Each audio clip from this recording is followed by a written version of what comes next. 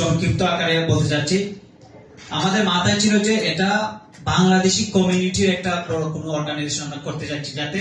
কারণ ওই সময় বাংলাদেশিরা বা আমরা যারা কাজ করতাম, খেলা বলতে বলতে আমাদের কাছে মনে হতো স্বপ্ন। যেহেতু ফুটবলটা আমরা খেলতাম, সো ওইভাবেই আমরা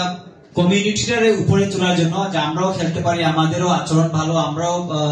প্রুভ করতে পারি, আমাদের ট্যালেন্ট নিয়ে আসছি বিদেশে। সো এই জিনিসটা প্রচার করার জন্য বা দেখানোর জন্য আর এখানে আসছি। এই পর্যায়ে আসার পেছনে যাদের হাত,